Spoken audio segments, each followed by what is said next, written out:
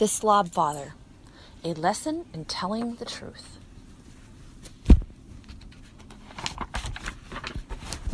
Ladies and gentlemen, the story you're about to read is silly. The names have been changed to protect the serious. My name is Larry the Cucumber, private detective, and my partner is Bob the Tomato. He carries a badge. I carry a badger. Don't ask why. Bob and I are not your usual detectives. We look into messes, not crimes. Yeah, you heard right. Spills, clutter, trash, litter, all kinds of messes. You might say that we are the mess detectives, and this is our story. 1:25 p.m. My partner and I were working the day watch on the south side of town when the call came in. Someone had a messy room in progress. So we hopped into our car and raced to 201 Bumbley Boulevard.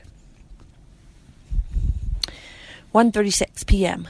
We rushed into the house of the Asparagus family and bolted upstairs. We were too late. Junior Asparagus' bedroom was a total mess. It looked like a tornado had struck. No, worse. It looked like a stampede of dizzy water buffalo had run around in circles through the room for a few hours right before a tornado hit.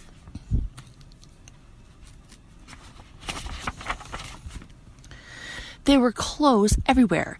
Toys covered every inch of the floor. Junior Asparagus, a little guy in a bright blue hat, sat in the corner, his eyes wide with shock. My name is Detective Larry, and this is my partner Bob, I said to Junior. He carries a badge. I carry a badger. Don't ask why. What happened here, Junior? Asked Bob. It was a good question. Why didn't I think of that? As I pulled out my notepad, the boy's eyes darted to the right and to the left. He looked nervous. I made note of that. It wasn't my fault, Junior pleaded. I didn't make this mess. You didn't? Bob said. Then who did? It took a moment before Junior answered. Then his eyes brightened, and words came tumbling out of his mouth. A bunch of gangsters broke into my room and threw all of my clothes on the floor, Junior said. Yeah, that's right. I tried to stop them, but they just laughed and dumped out my laundry basket. Mobsters, I said. We call them slobsters in the police business. This sounds serious. This sounds hard to believe, whispered Bob. Bob was getting on my nerves. I made note of that. 1:45 p.m. We left Junior's messy room and decided to drive back to headquarters to file a report. That's when another call came in. There was trouble again at the Asparagus home. Someone had spilled milk. 1:51. Bob and I burst to the front door of the Asparagus house. There it was, a huge puddle of milk right next to the kitchen table. Junior stared sadly at the puddle. His mom stood next to him, talking to him about the mess. While I drew a chalk outline around the spilt milk, Bob started asking questions. What happened?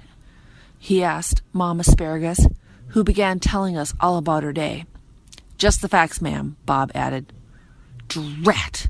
I wish I had thought of that. I always wanted to say, just the facts, ma'am. I was in the other room folding clothes when I heard an awful crash. Mom Asparagus said, so I rushed into the kitchen and I found milk all over the floor. But Junior said he didn't do it. I looked up from my notepad. This sounded interesting. You didn't do it? I asked Junior. Then who did? Was it that gang of nasty slobsters again? Bob rolled his eyes. I've made note of that. That's right, Junior exclaimed. A gang of slobsters broke into our house, tipped over the milk, and ran out the back door laughing. I dusted for fingerprints on the back door, but Bob reminded me that veggies don't have fingers, so I checked for noseprints instead.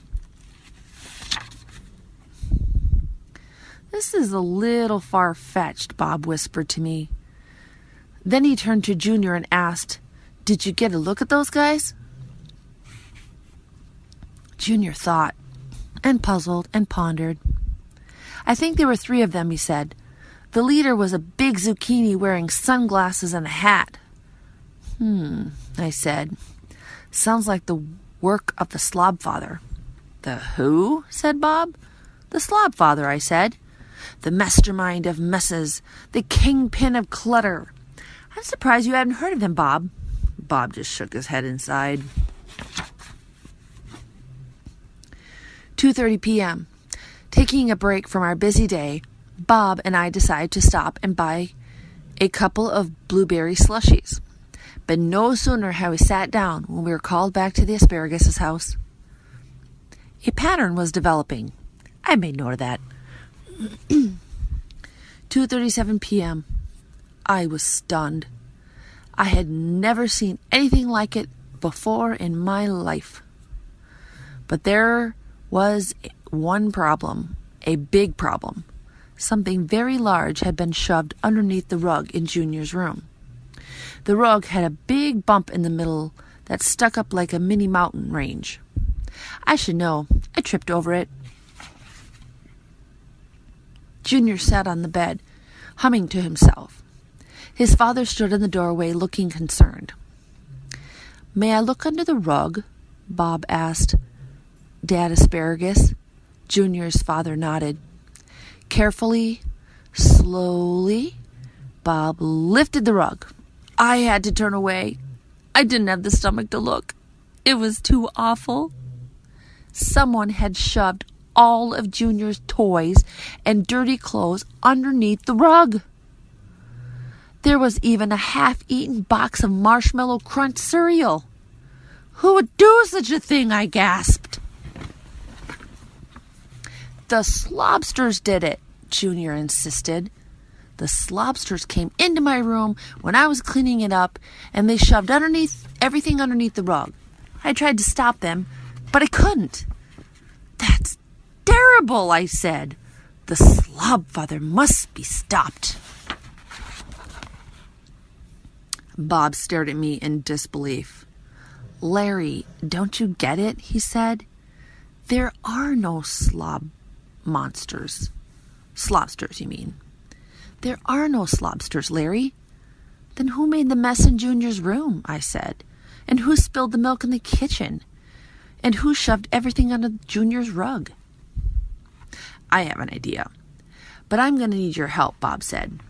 Then he turned and looked straight at Junior. So did Dad Asparagus. And so did my badger. I thought I may as well look at Junior, too. Don't ask why. "Junior, are you sure there isn't anything that you'd like to tell us?" asked Bob. "Isn't it time to face the truth?" The little asparagus turned away and peered up at the ceiling. He said nothing. "You probably thought that telling lies would get you out of this mess," said Dad Asparagus gently, sitting on the bed next to Junior. "But trying to hide the truth by lying is like trying to shove all of your things under the rug. It doesn't work.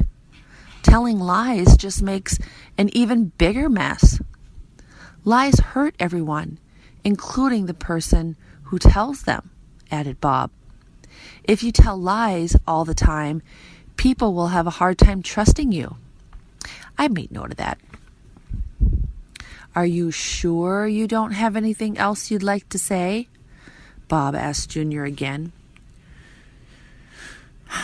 Junior just let out a big sigh. Then all of a sudden, he broke down.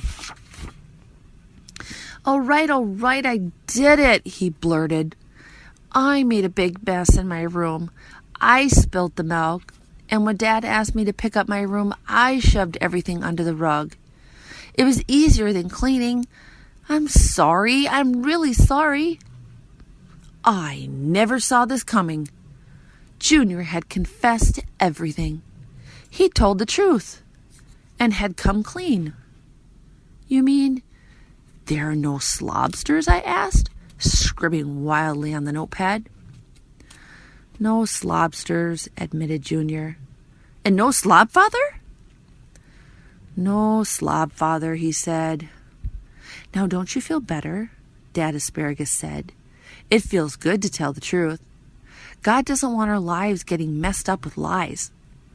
That's worse than having a messy room. I made note of that. I'm glad I told the truth, but now everyone is mad at me, Junior admitted. Junior, you did what God wants by telling the truth, so I forgive you, his dad told him. Junior's eyes went wide with surprise. You forgive me? So does that mean I won't get punished? Well, I didn't say that, Dad Asparagus smiled. You still have to face the consequences for lying.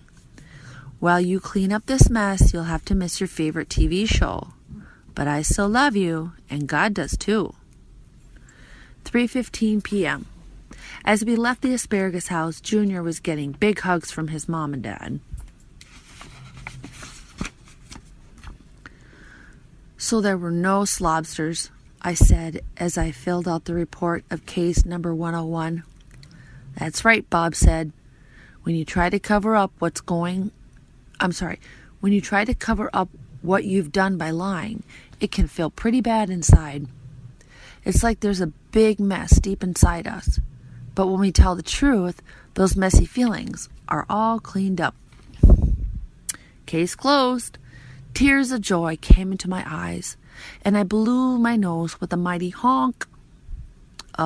Larry, said Bob. Yes, Bob. You just blew your nose in my notebook. I made note of that. Time to get a new notebook.